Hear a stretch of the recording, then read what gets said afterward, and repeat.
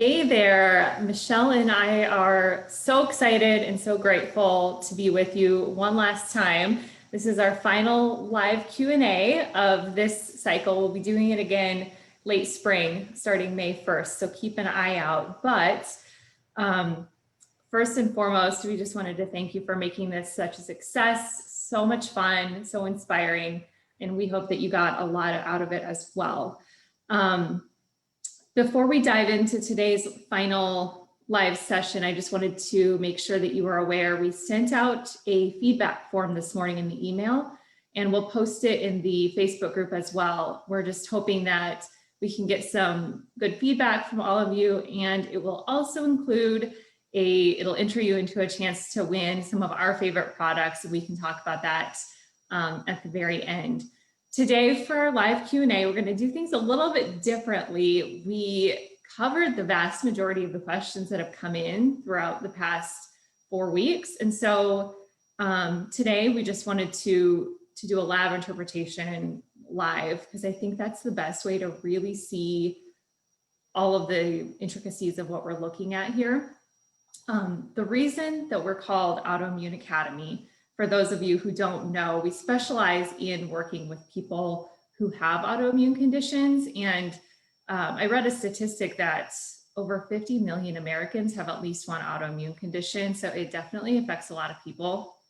To put that in perspective, that's as many people as have heart disease and cancer combined. So there's a lot that goes undiagnosed. A lot of times we see it in people that just have a whole bunch of different nagging symptoms, anxiety, brain fog, all kinds of different manifestations outside of the gut that, or within the gut, that they just can't put a finger on. And so there's over 100 different autoimmune conditions, and diet is a critical component of that. According to Dr. Fasano out of Harvard, Mass General, he talks about a triad of autoimmunity, and that includes having a genetic predisposition, first of all. Secondly, some sort of environmental trigger, whether that be, a virus or an infection or some sort of food sensitivity, chemical. It can be a variety of different things, and sometimes it's a handful of things that add up over the years, and then your body kind of has a breaking point. And then the third factor of that triad is intestinal permeability. And so testing is one of the best ways to get to the root cause. And that's why we feel that the functional medicine labs are such a critical component of really getting to the root cause, and why we wanted to show you the Wheat Zoomer test today by Vibrant Wellness. It's one of our favorite labs. It is foundational to working with anybody who has or suspects an autoimmune condition or family history of autoimmunity or any sort of digestive complaints. It's one way we can get to the root cause, and it's the most comprehensive panel on the market when it comes to all of the markers of intestinal permeability, as well as gluten sensitivity. And Michelle will dive into why those two are connected when she goes through the test. But we are going to go through a Wheat Zoomer test of a client whose name has been removed. But just to give you a little bit of background, he has been having digestive issues for about 5 years now, and has been pursuing leaky gut and food sensitivities on his own. He actually did a food sensitivity test, and all 90 lit up and came back positive. And so he's having some hip pains, joint pains, trouble focusing, bloating and gas, and just a host of issues. He says he tries to be gluten-free. He's gluten-free for the most part, except for the occasional beer and pizza. And I think that's kind of an overview. Is there anything you wanted to add about his case, Michelle? No, you did a great job of just summarizing. Yeah. Okay, so we're going to share this test, but like Sarah mentioned, this is an epidemic proportions in our society. It doesn't happen overnight. Autoimmune brews in our body, and then we finally get symptoms, and then get a diagnosis. And the main research, early research, was, in the early 2000s, and Dr. Arbuckle, she said, you know what, I want to find out how long it takes for somebody to get lupus. So she went to a VA hospital because in the military system in the United States, they save all the blood. So if there's an outbreak of staph on base, everyone goes in and gets a blood draw, and they freeze all the extra blood. So they have hundreds of thousands of vials of frozen blood. So she said, she went to a VA hospital and said, can you give me all of the blood for anyone that has lupus? And there's 7 different antibodies that are tissue antibodies that are associated with lupus. And so they gave her blood from 130 patients. And she studied over the course of 9 years prior to them developing symptoms and then getting a diagnosis, that all 7 of these antibodies were increasing at various rates for all of these different people. So she wrote an article on kind of the phases of pathogenic autoimmunity. And they call it normal autoimmunity at the beginning, when we have elevated antibodies attacking different tissue. And now it's so amazing because in functional medicine, we're able to test for this to see if somebody is like headed down that path. And like Sarah mentioned, that trilogy for developing autoimmune, one of the main things that we want to look at is, do you have leaky gut or an intestinal permeability? And so I'm going to show some pictures. I'm a big picture person because, like, what does that even mean? Like leaky gut, right? So I'm going to share what the lining of our gut looks like. So it's a single cell layer. These are big, giant cells, and we can develop pathogenic intestinal permeability through the cells in the gut or between the cells in the gut. So this test is going to be looking at elevated antibodies to actin or actomyosin and elevated antibodies to zonulin. Sometimes it's called occludin zonulin. It's these tight junction proteins between each cell.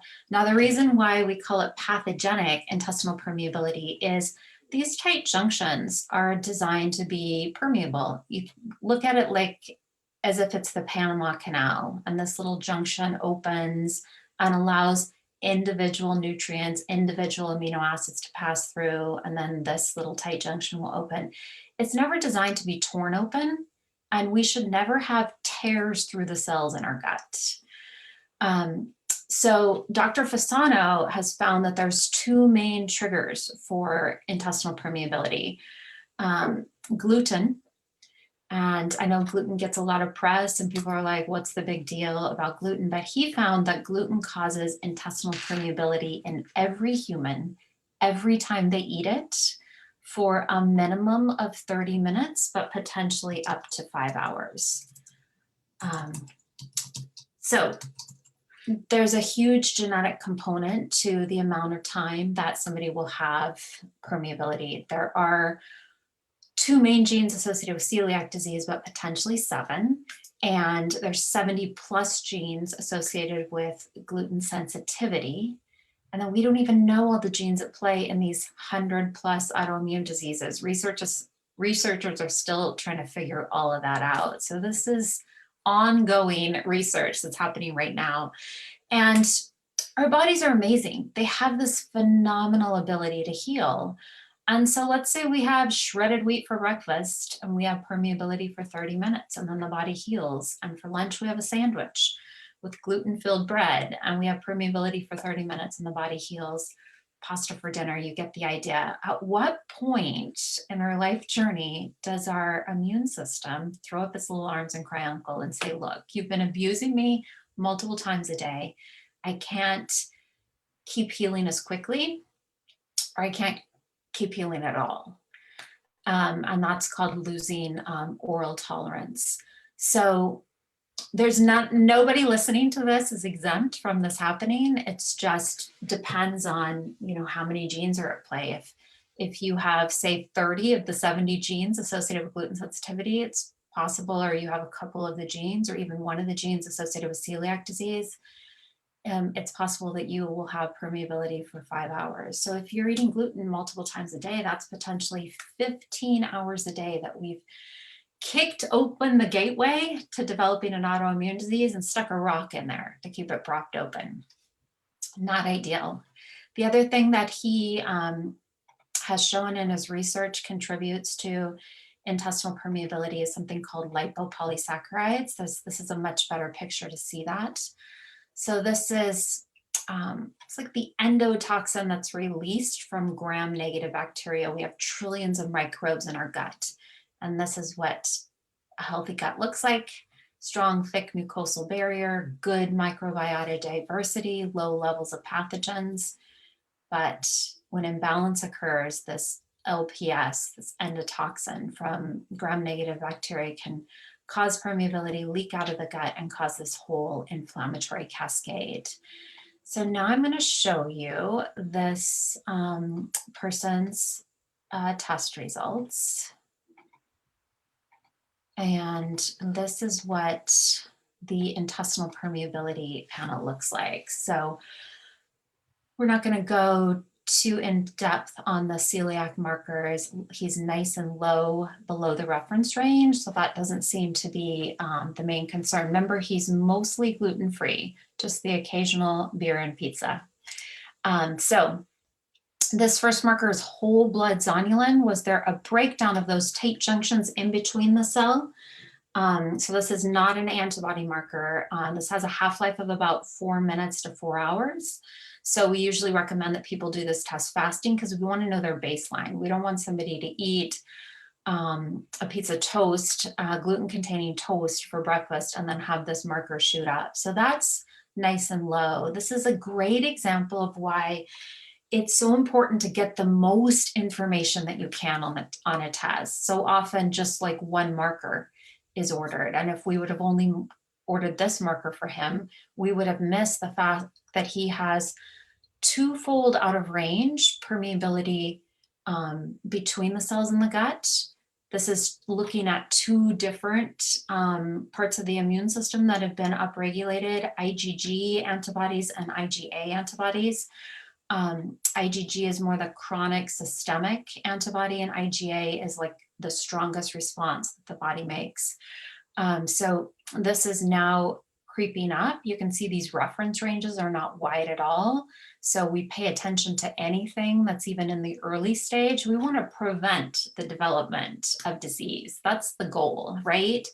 If somebody already has a diagnosis with autoimmune, the goal is to arrest the development of it, to prevent it from getting worse. But we work with people that have been able to bring the antibodies and the destruction to different tissue in their body back into a healthy reference range, and then they just have to stay the course. Are they cured? No, but the goal is to prevent those antibodies from elevating again and damaging that tissue. Most autoimmune conditions aren't diagnosed until the tissue or organ has been completely destroyed. And we want to catch that early. Anti-actin, this is that permeability through the cells. This is the most concerning type of permeability, and this is more than twofold out of range. So it would be like if cholesterol was supposed to be 200 and cholesterol was 400, right? We have to pay attention when things are multiple fold out of range.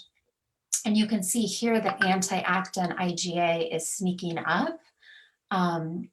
It's 0.80, the reference range is 0.89, so just 0.09 of a point from going out of range. LPS, this is that often it's coming from the gut, but it could be coming from infection like periodontal disease, infected root canal, chronic sinus infections, chronic urinary tract infections, but often it's coming from the gut. And this indicates that that LPS, or that endotoxin released from gram-negative bacteria, is now elevated in the bloodstream.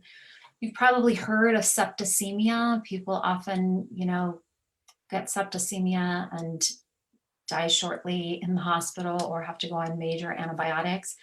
this can brew for years in your body before it finally gets to the point where you have to be hospitalized. And it can wreak havoc on the body. Many people with rheumatoid arthritis have some level of LPS antibodies in the bloodstream. So this is where we look first on this test, these anti-LPS, because this can be the most damaging to the body. You can see the IgA is only 2.1 points from that reference range. So that's sneaking up too. So much really valuable information.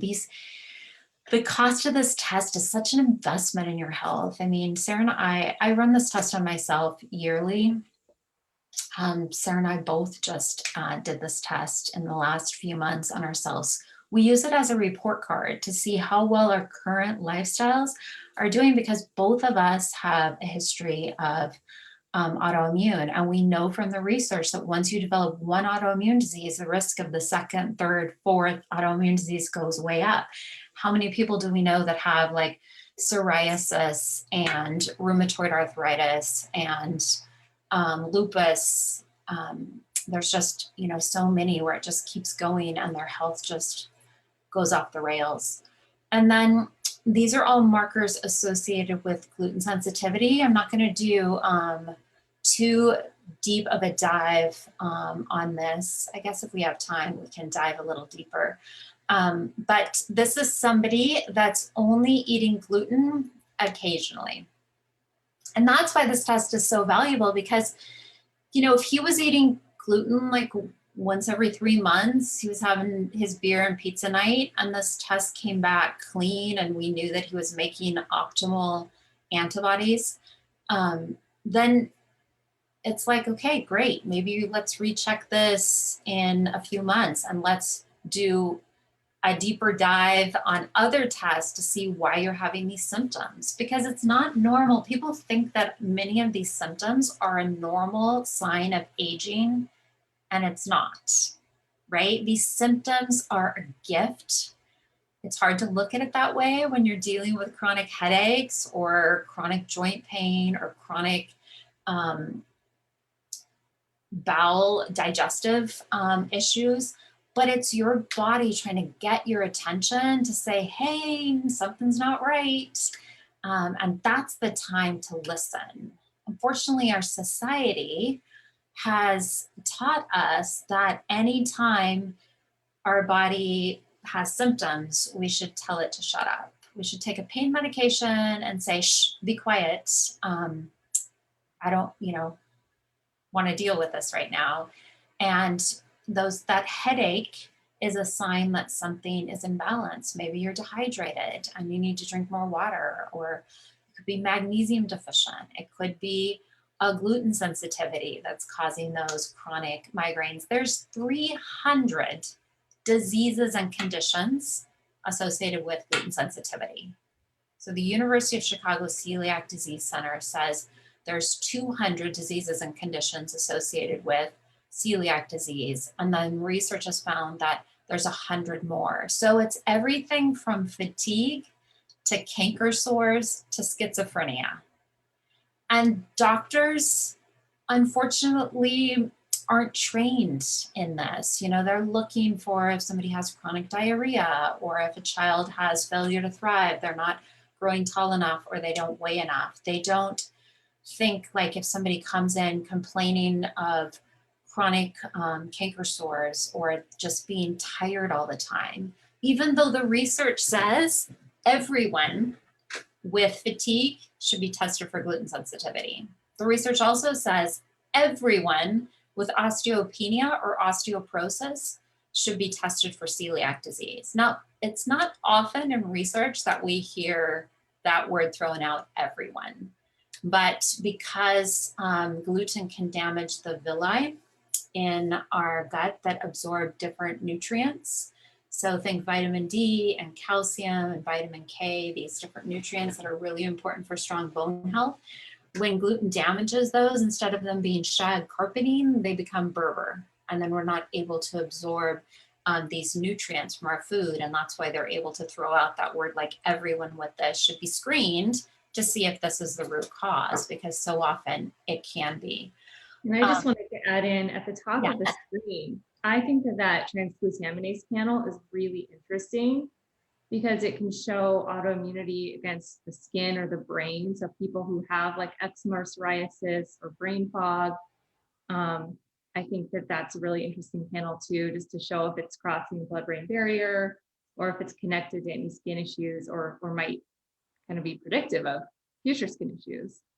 Exactly. So this panel, we know that gluten has triggered an autoimmune condition against either skin or brain, like Sara said. So I think everyone that's listening is a little freaked out about brain stuff, right? You throw out Alzheimer's, dementia, Parkinson's, any of these cognitive issues kind of wreak fear in everyone, especially if you've seen a loved one that has gone down that path. Now, the good news is that Dr. Bredesen has written a book, The End of Alzheimer's, and has identified the 36 different conditions, or he calls them holes in the roof, that are associated with cognitive decline. But gluten is a big one. And so to be able to see here that, you know, if these antibodies are elevated, that we know now that part of your memory issues, your brain fog, the forgetfulness that you just think is a normal part of aging, maybe the early signs of cognitive decline. Now, our bodies are beyond amazing, and we don't develop Alzheimer's in our 70s and 80s. We develop Alzheimer's in our 20s, 30s, 40s. It just takes decades of killing off brain cells before we get symptoms and then get a diagnosis. So I would love it if every like 18, 19, 20 something did this test as preventative to prevent themselves from going down that path. Many of us aren't willing to invest money into testing until we get symptoms and we're miserable, and then we're like, okay, I've got to figure this out. But it would be so great to like find out if this is a problem before you go down the path of developing these elevated antibodies. These markers right here are also associated with all kinds of cognitive issues. Here, let's see if I can get that box away. Gluteomorphin prodynorphin means if we have elevated antibodies, so this person here, the reason why he's wanting to have that pizza and beer as a reward once every 3 months, and why it's so hard for him to be squeaky clean, is likely because of this mechanism. So elevated gluteomorphin prodynorphin means gluten leaks out of the gut when you eat it, crosses the blood-brain barrier, parks in the opioid receptor sites in the brain, and it's like getting a hit of morphine or heroin. So some people are like, ugh, Michelle and Sara, it's like, I feel like there's a dimmer switch in my brain. I have brain fog. I have crazy fatigue. I had no idea that it was gluten that was causing this, because we could have IgG and IgA antibodies can take up to 72 hours or 3 days to manifest, and gluten has a half-life of 3 to 4 months. So these symptoms can drag on over time. It can take a while for one exposure to gluten for those symptoms to calm down. Other people, it's literally like a hit of heroin. They feel euphoric. All of their favorite childhood comfort foods all revolve around gluten. They eat that croissant or that donut and they just feel this like euphoria, but they don't realize that that massive migraine that they get on Tuesday is, or the terrible achy joints is from the pizza they had on Saturday night, or the beer, which is just liquid gluten.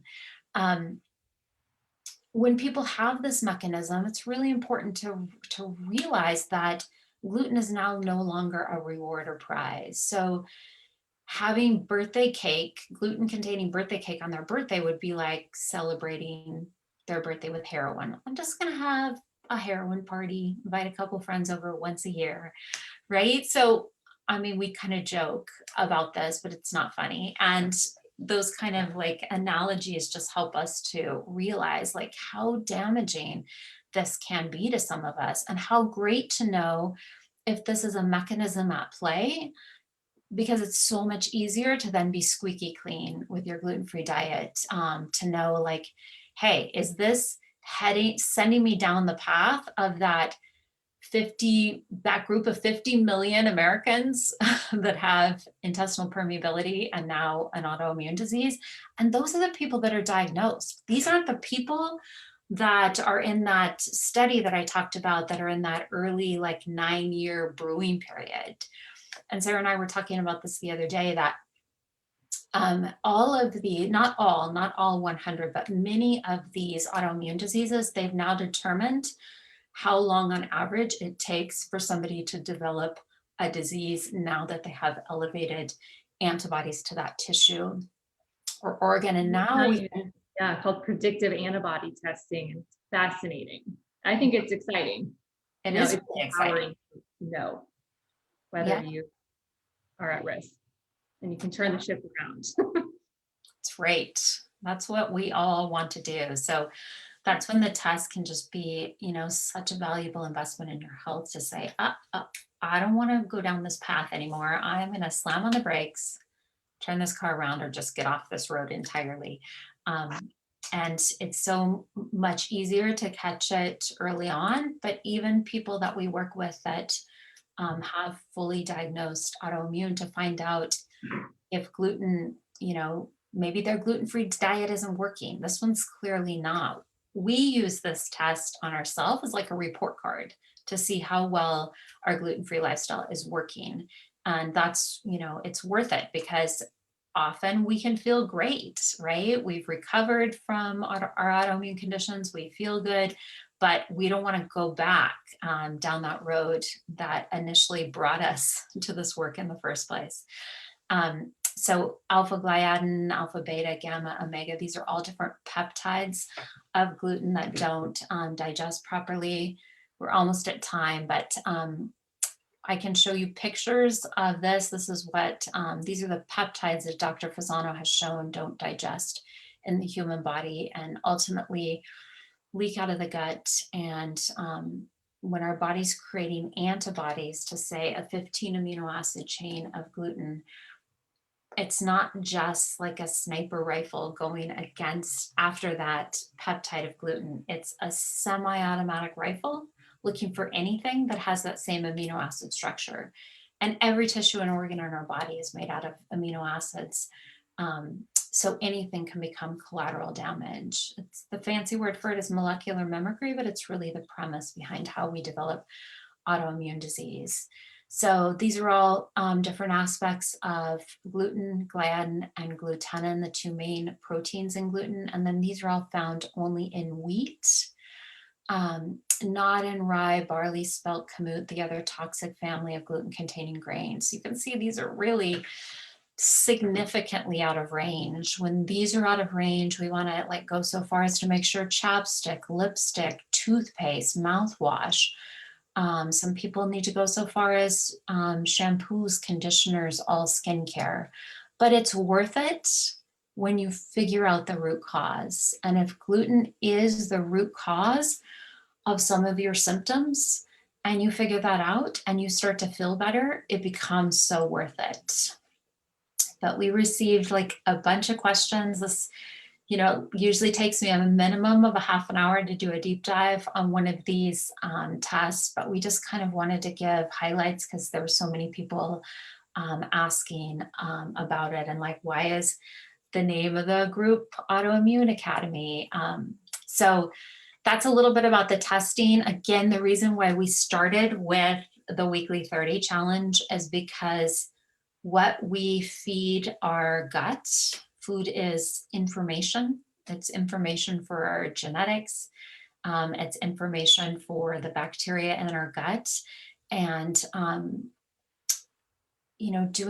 we just wanted it to be positive and fun, and to make this game, channel our inner child, to just make shopping, like Sarah and I were nerding out on our shopping sprees and like going to markets. How far did you drive, Sarah?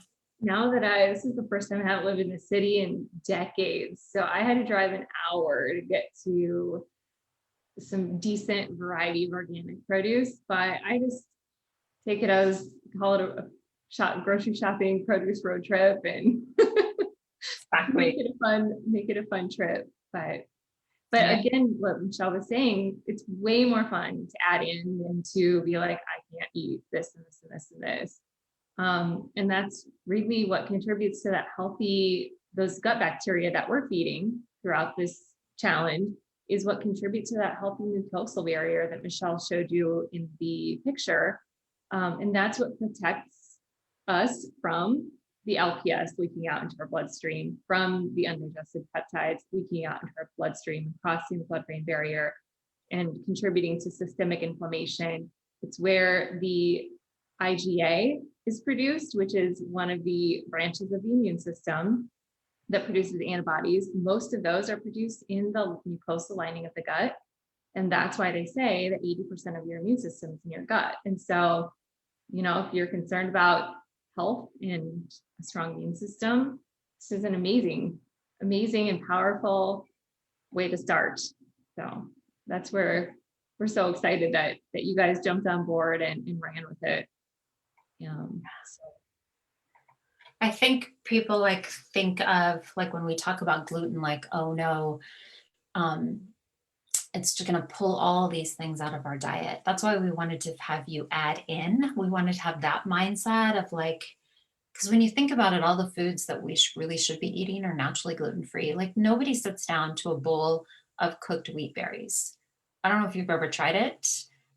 It's super chewy and gluey. That gluten in wheat is gluey. And so there's nobody, I haven't worked with one person that's been like, oh, I'm going to so miss my bowl of cooked wheat berries, because pretty much nobody eats that.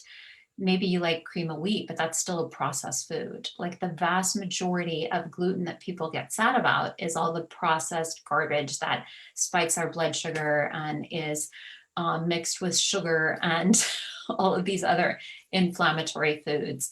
So we still, even when people are on a gluten-free diet, we still focus on all the foods we get to eat, right? All those nutrient-dense, healthy foods. And I loved what Sara just said about IgA being found in that mucosal lining of the gut, and that's one of the giveaways. So we just wanted to do something fun. We've created a questionnaire because we would love your feedback. And I know how busy everyone is. And if you could just take 3 to 5 minutes to fill this out, we just want to say thank you with mailing 2 gifts to you, 2 of our favorite things. So Dr. Deanna Minnick has written a lot. One of the forms that we shared is a form that she created. And so Sara has a brand new book. It's called The Rainbow Diet, and any of her information is just excellent. She's has a doctorate in nutrition, and I just adore anything that she writes or creates. And then she's a researcher, and I love that she's boiled down a PhD, a doctorate worth of research into eat a rainbow and eat the rainbow and eat as much variety as possible. And so she just does a beautiful job of telling people why, getting into the science, but then also making it fun and visually appealing. So yeah, it's such a good book. And then this product is one of our absolute favorites. It's called Biocidin Throat Spray. And the company did a study on this product. And within an hour, 60 minutes of spraying 3 sprays in the back of your throat, it increases secretory IgA, so that immune system marker in the gut, by 66%. So if there was a drug that did that, it would be all over the news. But people don't really know about this marker. I have it in my purse at all times. About it. Exactly. I spray it before I go out grocery shopping, especially in the current, I've stepped that up. I didn't used to do that, but probably in the last year. And I just recommend that my family, my clients, you know, if I'm traveling, I spray this every hour on the plane. And it's just such an amazing product. I personally think it tastes great, but it's a combination of different broad spectrum antimicrobials that are all botanicals, plant-based or essential oils. And so we want to share, we want to mail to you as just a thank you to one person, the book and the this Biocidin throat spray. This is also available on Fullscript. So if anyone wants to just get this to have it on hand, it's an amazing immune modulator for protecting yourselves when you're out and about and potentially exposed to, it's a broad spectrum antibacterial, anti-fungal,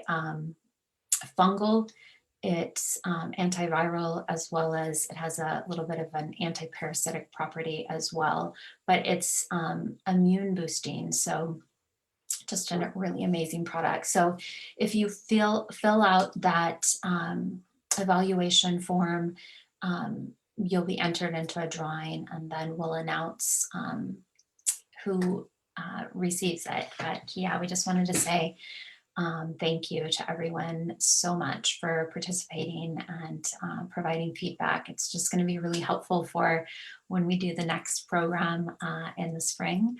So thanks again. Yeah, thank you to everyone. So we're going to email you the link to take that survey. We'll also post it in the group. And then we are going to be archiving this group at the end of the week. So like Michelle said, we're going to do the challenge. We'll do round 2 of the challenge starting on May 1st. So if you're interested, you're very welcome to participate again. And if there's anything you want to, any information you want to get off the site or anything, make sure you do that before Friday when we archive the group. And also be sure that you're following our main page, Autoimmune Academy, both on Instagram and Facebook, because we're going to continue. We've enjoyed this live so much. We're just going to continue it, do a 30-minute live, either Q&A or training on a specific topic. March actually happens to be both National Nutrition Month and National Autoimmune Disease Awareness Month. So we're going to be shining a light on all things nutrition, especially as it relates to autoimmune conditions. So be sure to follow us. It's just backslash Autoimmune Academy on both Facebook and Instagram. We would definitely love to keep in touch. And then we'll also be, or you can also respond by email with any questions, any concerns. If you're interested in learning more about the wheat zoomer testing that Michelle shared, that's also something that we're going to be offering as sort of a package that also combines a living matrix, which is the functional medicine timeline. You answer, it takes a long time to fill out the information, but the data that you get from that is invaluable in helping us sort of put on our investigative hats and piece together any symptoms, because the vast majority of the time it's related to some lifestyle or environmental trigger or event. And we'll often see, once it's all on a timeline from like pre-birth to present, there will be these spikes. And then we can go back and look at what happened in your life. You know, when was the last time you felt really good? What happened in your life right around the time that we see these spikes and symptoms? And it's really powerful to be able to address that. And it could be physical, and it could be some sort of emotional trauma too. They both can have similar effects. So, and that's something that typically is not free either. So we'll be giving away those in addition to an in-depth lab interpretation. So if you're interested, email us and we can send you that information. All right, thank you everybody so much. Thank you so much. We look forward to keeping in touch. Absolutely.